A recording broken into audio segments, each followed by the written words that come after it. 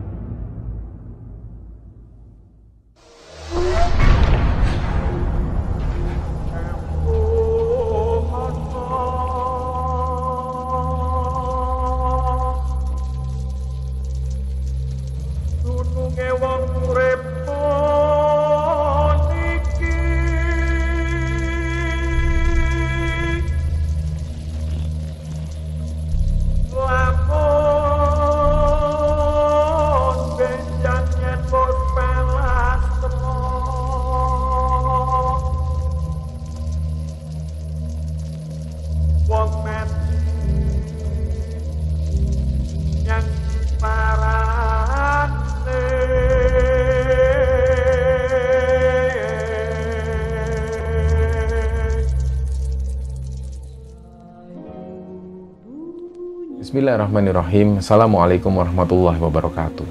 Sobat Gembara Sunyi dimanapun berada, pada kesempatan kali ini kami akan menceritakan sebuah kisah yang dibagikan oleh Sobat Gembara yang bernama Wawan yang asalnya dari Sidoarjo, Jawa Timur. Sebelum masuk ke ceritanya, untuk teman-teman yang nonton tayangan ini dan belum subscribe, jangan lupa untuk subscribe lebih dulu agar channel Gembara Sunyi ini lebih berkembang lagi dan kami lebih bersemangat lagi dalam membuat konten-konten terbaru di Gembara Sunyi. Dan untuk teman-teman yang telah mendukung kami sejauh ini, kami mengucapkan terima kasih banyak. Semoga amal kebaikan teman-teman dibalas kebaikan berlipat oleh Allah Subhanahu wa Ta'ala.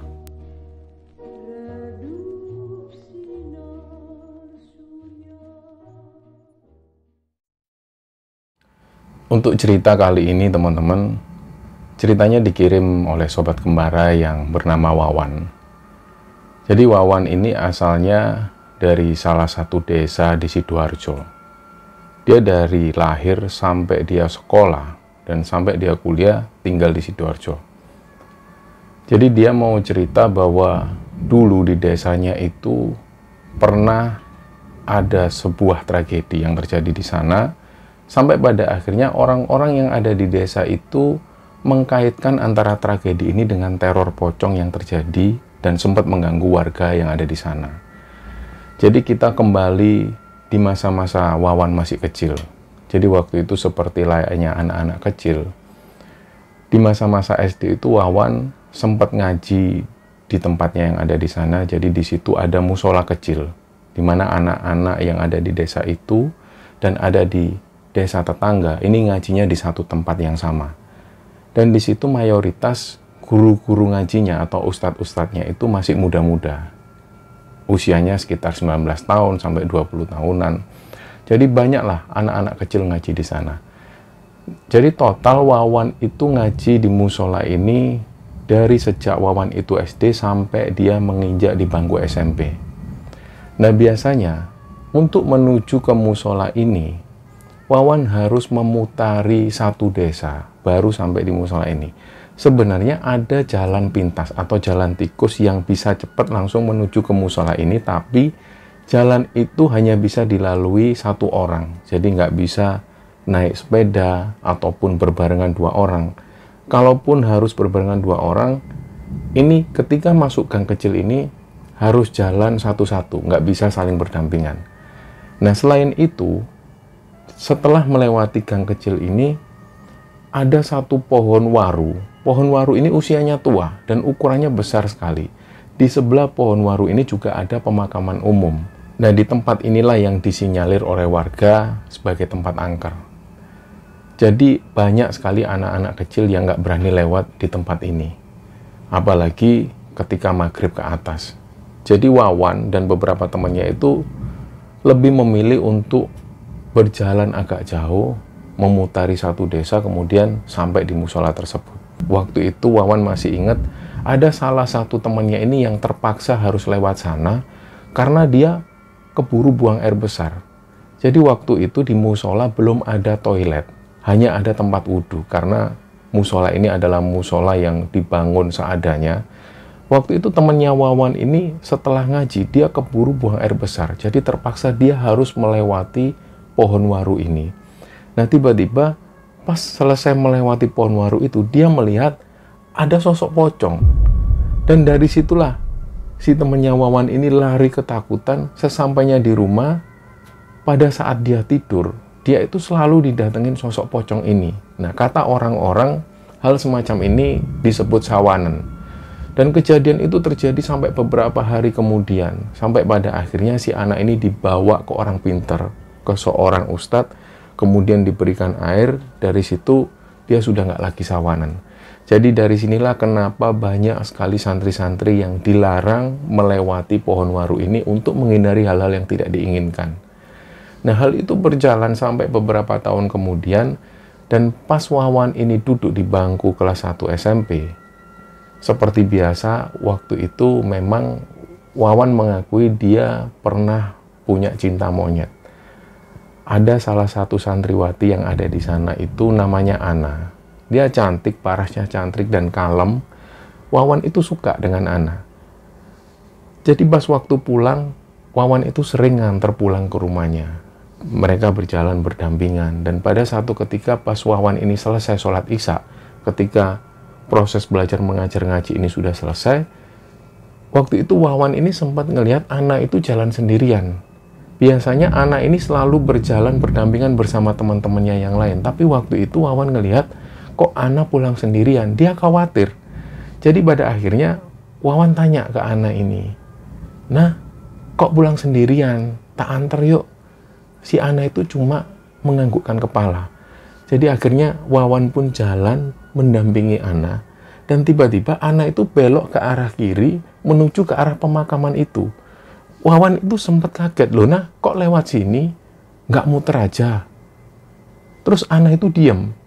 Nah karena Wawan itu menunjukkan sikap pemberaninya, dia pun akhirnya mengikuti.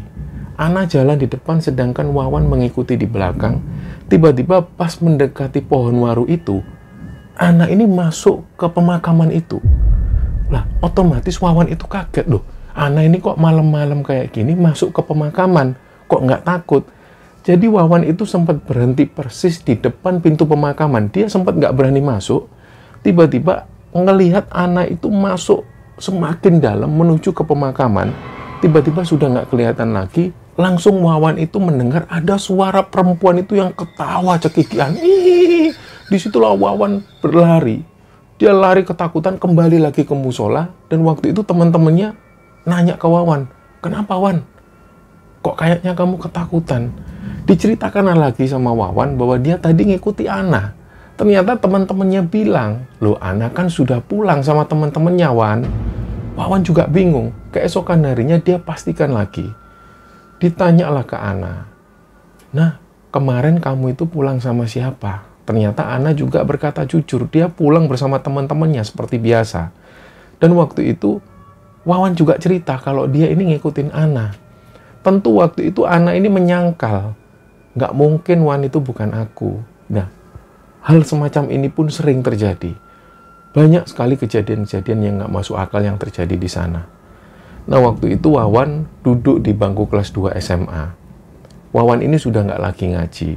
Dia lebih sibuk dengan aktivitasnya di sekolah, apalagi waktu itu Wawan juga sering sekali mengikuti lomba-lomba festival band karena Wawan suka dengan musik.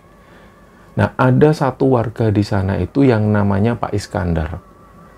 Beliau itu adalah pengusaha otomotif. Beliau punya bengkel di daerah Sidoarjo Kota. Dan Pak Iskandar ini suka sekali membeli tanah atau membeli properti di sana untuk dijadikan kos-kosan atau rumah kontrakan. Nah, waktu itu kebetulan di samping pohon waru ini adalah tanah lapang. Pak Is ini sudah rencana mau membeli tanah lapang yang berdekatan persis dengan pemakaman itu. Akhirnya Pak Is ini pun berhasil membeli tanah tersebut, dan singkat cerita mulailah dibangun semacam kontrakan untuk rumah tangga.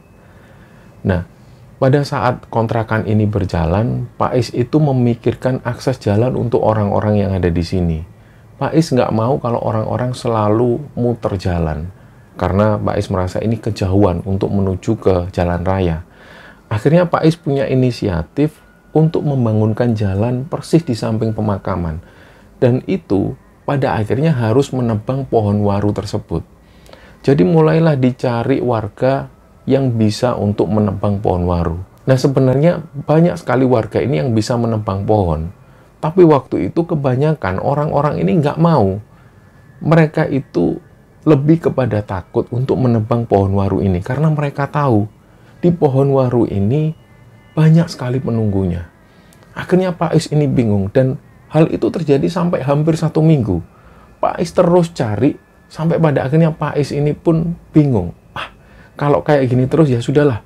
Dia pun menghubungi anak buahnya yang ada di bengkel. Anak buahnya itu disuruh untuk menyewa gergaji mesin.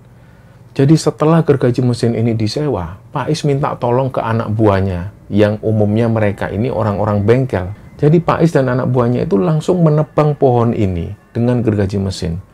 Dan setelah pohon ini tumbang, barulah jalan-jalan yang ada di sana yang umumnya semak belukar itu dibersihkan, kemudian diberi paving untuk dibuat jalan. Nah, setelah itu mulailah jalan ini berfungsi. Tapi pada saat yang bersamaan, Pak Is ini lebih banyak ada di rumah. Sampai kemudian warga kampung itu bertanya-tanya, Pak Is kok jarang keluar akhir-akhir ini? Muncullah satu orang Ustadz Zaki namanya. Ustadz Zaki ini dulu sempat menjadi guru ngajinya Wawan. Waktu itu Ustadz Zaki usianya sekitar 35 tahunan. Ustadz Zaki ini juga menanyakan kabar Pak Is. Karena biasanya setiap kali sholat maghrib dan juga sholat isya berjamaah, Pak Is selalu datang ke musola. Nah, karena sudah hampir 2 hari Pak Is ini nggak datang ke musola, Ustadz Zaki mendatangi rumah Pak Is. Dan yang pertama kali keluar itu istrinya Pak Is. Tanyalah Zaki, "Assalamualaikum Bu, Pak Is mana kok nggak pernah kelihatan? Apa sakit apa gimana?" "Oh iya Zak, Pak Is itu sakit, kakinya itu nggak bisa digerakkan. Kemarin itu yang hari pertama Pak Is ngerasa sakit itu, Ibu mau bawa Pak Is ke rumah sakit, tapi Bapak nggak mau. Coba kamu ngomong sendiri Zak." Zaki pun langsung masuk, dan memang Pak Is ini posisinya terbaring di tempat tidur. Ditanyalah sama Zaki, Pak Is ini kenapa? Kok lama nggak ke musola?" "Iya Zak, ini loh Zak, kaki kananku itu loh sakit." "Sakit gimana Pak Is?" "Sakit nggak bisa digerakkan Zak." Akhirnya Zaki ini tanya, "Loh kenapa kok Pak Is ini nggak mau dibawa ke rumah sakit sama ibu?" "Sudahlah Zak, ini bukan masalah yang seperti itu. Ini masalah lain ini." "Kenapa masalah lain gimana toh Pak Is?" Ceritalah Pak Is, jadi setelah Pak Is dan anak buahnya menebang pohon waru itu, tiba-tiba ada kejadian ini. Dan malam harinya, sebelum Pak Is itu merasakan kakinya ini sakit, nggak bisa digerakkan, malam itu Pak Is ini mimpi ketemu sosok pocong. Nah, pocong ini wajahnya itu lebar sekali, nggak seperti wajah manusia pada umumnya. Wajahnya lebar, dan wajahnya itu mengeluarkan darah, dan baunya itu busuk. Jadi waktu itu si pocong ini nggak ngomong apa-apa kecuali mengerang. Tapi dari situ Pak Is tahu kalau pocong ini ngancem Pak Is. Jadi dalam mimpinya, Pak Is ini sempat tanya ke pocong ini. Dan bisa dikatakan sempat menantang pocong tersebut. Pak Is ini tanya, "Kon karepmu iki apa?" Ditantang lah sama Pak Is, "Maumu ini apa? Kon lapo? Medeni aku lapo?" Jadi Pak Is sempat tanya, "Kamu ngapain nakutin aku?" Si pocong ini cuma dia mengerang. Sementara di belakang itu banyak sekali pocong-pocong yang juga wajahnya menyeramkan. Akhirnya Pak Is ini coba melawan. Ternyata Pak Is nggak bisa. Sampai pada akhirnya pocong ini menyerang di bagian tubuh Pak Is. Pak Is sempat menendang pocong tersebut dengan kaki kanannya. Setelah itu, mimpi ini pun berakhir. Pak Is bangun. Waktu itu sudah adzan subuh. Tapi pas Pak Is ini mau menuju ke musola, ternyata Pak Is ini kaget. Kaki sebelah kanannya itu nggak bisa digerakkan sama sekali. Jadi benar-benar kaku. Nah, awalnya Pak Is ini takut kalau dia itu terkena serangan stroke. Dia coba tanya ke adiknya. Dia coba hubungi adiknya dan adiknya itu datang ke rumah dan adiknya memastikan ini bukan stroke, Mas. Alhamdulillah ini bukan stroke. Tapi lebih baik Mas Is ke rumah sakit aja. Dan istrinya Pak Is sempat waktu itu untuk mengantar Pak Is ke rumah sakit, tapi Pak Is nggak mau. Pak Is yakin bahwa hal ini terjadi karena Pak Is menebang pohon waru itu. Jadi Pak Is ini hanya berikhtiar dalam dirinya. Setiap malam Pak Is bangun malam untuk mendirikan sholat malam. Meskipun dalam keadaan seperti itu Pak Is sholat. Jadi setelah Zaki mendapat cerita dari Pak Is ini, Zaki juga nggak bisa berbuat banyak. Zaki cuma bisa mendoakan, ya sudah Pak Is, kalau butuh bantuan apa-apa, Pak Is hubungi saya, nggih. Ya Zak, sudah Zak, biar ini aku urusi sendiri. Ini bukan urusan medis, Zak. Sudah, kamu doakan aja buat aku yang terbaik. Setelah Zaki ini pulang, akhirnya Pak Is ini masih tetap seperti itu. Beliau masih ada di rumah, beliau masih sakit. Hal itu terjadi sampai sekitar 20 harian. Dan ternyata, setelah 20 hari ini, Pak Is keluar dari rumah, dia menuju ke musola, dia sholat seperti biasa. Nah, Zaki waktu itu senang. Loh, Pak Is sudah sehat, Pak. Alhamdulillah, Zak, sudah normal, Zak. Benar-benar sudah sehat, ini kakiku sudah bisa jalan. Nah, setelah sholat berjamaah itu, Pak Is cerita lagi ke Zaki tentang apa yang dialami oleh Pak Is. Jadi selama hampir 20 hari Pak Is ada di rumah, dia menahan rasa sakit. Setiap malam itu juga, pocong-pocong ini selalu datang dalam mimpinya Pak Is. Dan bahkan pada satu malam pernah Pak Is ini tidur, tiba-tiba beliau itu kebangun karena mencium bau busuk yang persis ada di belakangnya Pak Is. Begitu Pak Is ini noleh, ternyata di belakang Pak Is persis itu adalah pocong. Beliau itu nggak takut sama sekali karena tahu ini pengganggu. Ini adalah jin yang coba mengganggu keimanannya Pak Is. Jadi beliau nggak takut. Tetap Pak Is ini menantang, dia membacakan ayat kursi dan pada akhirnya sosok pocong yang tadinya tidur di belakang Pak Is ini persis berubah menjadi istrinya. Dari situlah Pak Is cerita ke Zaki bahwa ternyata selama ini gangguan yang dialami Pak Is itu adalah dari penghuni yang ada di pohon waru itu. Sebenarnya mereka ini hanya meminta pertanggungjawaban pada Pak Is. Kenapa kok rumahku ini dipotong? Kenapa rumahku ditebang? Aku sama anak-anakku ini tinggal di mana? Nah, sosok ini menyerupai pocong. Kadang-kadang juga Pak Is melihat sosok ini berubah menjadi anjing dengan warna hitam legam dan matanya merah. Jadi selalu berubah-ubah setiap saat. Akhirnya 2 tahun setelah kejadian ini, Pak Is pindah menuju ke Jakarta. Beliau ke Jakarta ini untuk mengembangkan bisnisnya. Beliau usaha bengkel lagi di sana. Jadi jarang sekali Pak Is mengunjungi desanya lagi. Di desa itu masih tinggal orang tua Pak Is. Jadi selama Pak Is di sana, Zaki sendiri juga nggak pernah tahu kabar Pak Is. Nah, tiba-tiba ada satu kejadian. Di kampung itu sering sekali terjadi kemalingan. Terutama maling ini selalu mencuri burung peliharaan warga. Nah, burung-burung warga yang ada di sana itu terbilang burung-burung yang mahal. Karena umumnya mayoritas burung-burung ini dikonteskan dan harganya mahal. Suatu ketika ada warga itu yang lupa memasukkan burungnya. Dan waktu itu ada maling yang tertangkap basah. Ternyata maling yang mencuri burung ini usianya masih 20 tahunan. Ketika warga mengepung maling ini dan dia tertangkap basah, hampir maling ini mau dihakimi. Tapi waktu itu karena banyak sekali orang-orang yang menahan, akhirnya maling ini pun dibawa ke pihak yang berwajib. Setelah itu, jarang sekali ada kejadian kemalingan. Sampai pada satu ketika ternyata ada lagi warga yang kemalingan. Dan waktu itu, warga yang kemalingan ini adalah warga yang menghuni di kontrakan yang disewakan Pak Is itu. Nah, warga ini kehilangan motornya. Dan apesnya, maling ini belum sempat keluar desa, sudah tertangkap oleh warga yang ada di sana. Dan pas warga ini tahu bahwa maling ini adalah maling yang dulu pernah mencuri burung, warga sudah hilang kesabaran. Jadi mereka itu langsung ngambil balok, ngambil batu, dan lain sebagainya. Si maling ini pun dihakimi masa sampai dia sekarat dan akhirnya meninggal di tempat. Jadi waktu itu, pihak kepolisian pun datang selang sekitar setengah jam kemudian, pada saat maling ini sudah meninggal. Dan setelah kejadian itu, desa ini menjadi angker. Banyak sekali kejadian-kejadian yang nggak masuk akal dan warga menghubung-hubungkan antara kejadian ini dengan sosok pocong yang selalu menghantui mereka. Nah, kejadian pocong yang menteror warga itu terjadi hampir setiap malam. Dan warga ini meyakini kalau pocong yang menghantui mereka itu adalah maling yang meninggal di situ. Jadi akhirnya kampung ini menjadi sepi. Biasanya anak-anak yang pergi berangkat ngaji dan pulang selepas isya, mereka nggak berani untuk pulang selepas isya. Jadi selesai ngaji, mereka memilih langsung pulang untuk sholat di rumah. Dari situlah Ustadz Zaki ini menjadi prihatin. Kenapa kok sekarang musola ini jadi sepi? Seharusnya banyak sekali jamaah yang sholat isya berjamaah di sana, tapi karena kejadian ini, akhirnya musola ini jadi sepi. Terutama santri-santri itu memilih untuk pulang setelah ngaji. Mereka nggak menunggu untuk sholat berjamaah lebih dulu. Malam itu selepas Ustadz Zaki ini ngajar ngaji, seperti biasa anak-anak ini berpamitan. Waktu itu Ustadz Zaki ini sempat bilang ke anak-anak ini, kalian nggak mau sholat isya berjamaah dulu? Jangan Ustadz, takut Ustadz ada pocong. Loh kenapa kok kalian takut sama pocong? Seharusnya kita ini takut sama Allah.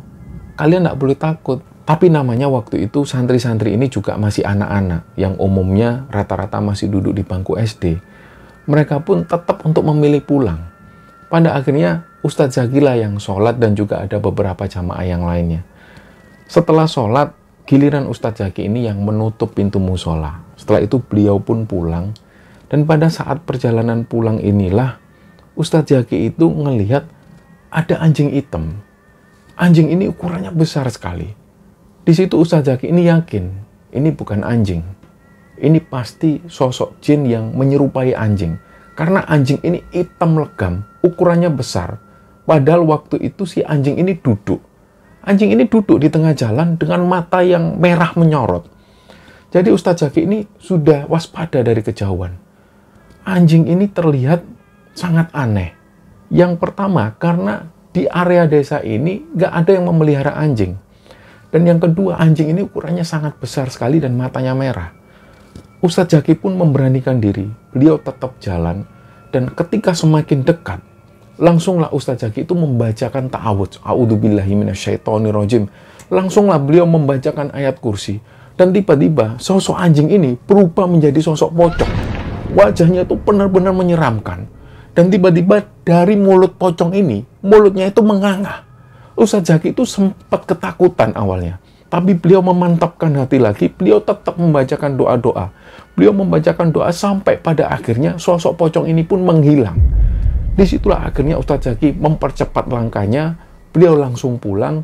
Keesokan harinya, beliau coba menghubungi Pak Is. Nggak tahu kenapa ada keinginan kuat dari Zaki itu untuk menghubungi Pak Iskandar. Akhirnya setelah Zaki ini mendapat kontaknya Pak Is, Zaki cerita, Pak Is, jenengan sudah dengar belum kalau di desa kita ini ada teror pocong, Pak Is? Oh iya, Zak, aku sudah dengar. Lah yo, Zak, kenapa yo orang-orang itu kok takut? Padahal warga desa yang ada di desa kita itu kan rata-rata kan juga tingkat keimanannya tinggi-tinggi. Mereka itu semua juga umumnya rata-rata pergi ke masjid. Kenapa kok mereka itu takut? Pak Is ini sempat ngomong seperti itu ke Zaki. Saya sendiri juga nggak tahu, Pak Is. Pak Is ada saran nggak, Pak? Untuk kami, Pak. Pak Iskandar ini cuma bilang, gini aja, Zak. Coba kamu ngubungi Pak Kades. Kamu kumpulkan semua warga. Terus kamu bilang, Zak, ke mereka. Kamu kasihlah edukasi. Kamu kasih pemahaman bahwa pocong yang menghantui mereka itu bukanlah sosok yang pernah meninggal itu, bukan maling yang meninggal terus gentayangan. Coba kamu luruskan, Zak. Itu ngawur, Zak. Gak ada orang yang meninggal gentayangan. Kamu jelaskan bahwa memang di desa kita itu ada penunggunya. Dulu, pocong-pocong ini menghuni di pohon waru yang dulu tak tebang itu. Dan nggak tahu sekarang mereka itu tinggal di mana. Lah awalnya Zaki ini ngomong ke Pak Is, Pak Is, saya nggak bisa Pak Is ngomong seperti itu. Sudahlah Zak, aku yakin kamu bisa. Coba kamu hubungi Pak Kades dulu. Akhirnya setelah itu, Zaki ini menghubungi Pak Kades. Dia coba utarakan hal tersebut ke Pak Kades. Pak Kades pun setuju. Pak Kades ini sebenarnya juga gelisah. Karena banyak sekali laporan-laporan dari warga, mereka itu yang merasa terganggu. Pada akhirnya mereka nggak bisa beraktivitas di malam hari. Dan untuk mereka yang beraktivitas di malam hari, mereka juga kerepotan. Pada akhirnya bisnis mereka pun terhalang. Jadi Pak Kades menampung saran dari Zaki itu, Pak Kades pun menjadwalkan untuk mengumpulkan warga. Akhirnya selepas asar, sekitar jam 4 sore, warga ini berkumpul. Semua dikumpulkan, awalnya yang ngomong ke warga ini adalah Pak Kades. Pak Kades mengumpulkan warga ini untuk menyatakan sikap bahwa teror pocong yang terjadi di desa ini bukanlah arwah gentayangan, bukan maling yang meninggal dan berubah menjadi pocong. Pak Kades menjelaskan bahwa dulunya di pohon waru yang sempat ditebang oleh Pak Iskandar dan anak buahnya itu, di pohon inilah pocong-pocong itu tinggal. Dan pocong ini adalah jin yang bisa menyerupai apapun. Kadang mereka itu berubah menjadi pocong, kadang berubah menjadi sosok yang menyeramkan. Pak Kades ini sempat memberi pencerahan kepada warga, tapi waktu itu warga ini masih belum serak. Akhirnya giliranlah Zaki ini yang naik. Dari sinilah Zaki ini memberi pemahaman lagi ke warga. Dia menjelaskan bahwa sosok pocong ini bukanlah arwah gentayangan Bapak Ibu. Dia ini adalah sosok jin yang sudah lama sekali jadi penunggu di desa ini. Dulunya mereka itu tinggal di pohon waru. Dan ketika pohon waru ini ditebang, nggak tahu mereka bertempat tinggal di mana. Tapi mereka masih ada di desa ini. Jadi saran dari Zaki, sudahlah warga nggak usah terlalu takut yang berlebihan. Tetap beraktivitas seperti biasa. Setelah itu warga ini dibubarkan. Tapi ternyata beberapa hari kemudian warga ini masih sering ada di rumah. Malam hari mereka nggak mau keluar rumah karena masih takut dengan pocong-pocong yang masih menteror desa mereka. Pada akhirnya Zaki ini sudah bingung. Dia sudah nggak ada solusi lain. Dia akhirnya menuju ke rumah kiainya. Karena Zaki ini dulu pernah mondok. Zaki pun akhirnya menuju ke Gresik ke rumah kiainya. Begitu sampai di sana dijelaskanlah ke kiainya bahwa desanya ini diteror oleh sosok pocong. Kronologisnya dijelaskan bahwa dulunya ada sosok pocong yang menghuni di pohon waru sampai pada akhirnya pohon waru ini ditebang. Dan Zaki juga menjelaskan yang miris adalah ketika ada maling yang dihakimi masa dan meninggal di sana, warga itu menghubung-hubungkan sosok yang meninggal ini menjadi pocong. Nah, dari sinilah akhirnya kiai ini menjelaskan ke Zaki, sudah Zak, kamu nggak usah khawatir. Insya Allah nanti aku ke sana, aku ke desamu. Nah, hari yang ditunggu ini pun tiba. Pak Kiai ini datang bersama seorang santrinya. Begitu sampai di sana, Pak Kiai ini minta diantarkan ke bekas tempat pohon waru tersebut. Setelah diantar ke sana, Pak Kiai ini membacakan doa. Setelah itu beliau kembali lagi ke musola dan beliau sholat 2 rakaat. Setelah itu Pak Kiai ini ngomong ke Zaki, Zak, insya Allah setelah ini nggak ada apa-apa lagi. Dia ini sama keluarganya sudah tak pindahkan, Zak. Oh, nggih Pak Kiai. Matur nuwun lah Pak Kiai sudah kesini. Sudah kamu nggak usah khawatir. Ya wes, aku pulang dulu, aku pamit. Nggih Pak Kiai. Sebelum Pak Kiai ini pamit pulang, Zaki penasaran, doh Pak Kiai. Pocong sama keluarganya itu jenengan pindah di mana? Lah itu di pilar masjid. Disinilah Pak Kiai ini memindahkan pocong tersebut. Dan ternyata benar setelah pulangnya Pak Kiai ini, nggak ada lagi teror-teror pocong. Sampai kemudian desa ini kembali aman dan warga kembali beraktivitas seperti biasa. Nah, dari sinilah teman-teman cerita Wawan ini didapatkan dari Ustadz Zaki. Dan sampai sekarang memang Wawan ini dekat sekali dengan Ustadz Zaki. Mereka berdua membangun sebuah bisnis kecil-kecilan, yaitu sebuah warung kopi yang ada di Sidoarjo. Dan sampai hari ini, bisnis ini tetap berjalan. Cerita inilah teman-teman yang bisa kami bagikan kepada teman-teman sekalian. Dan semoga dari kisah ini kita bisa mengambil hikmah dan bisa mengambil kesimpulan bahwa tidak ada yang perlu ditakuti selain Allah Subhanahu wa Ta'ala. Mohon maaf kalau ada salah-salah kata. Wassalamualaikum warahmatullahi wabarakatuh.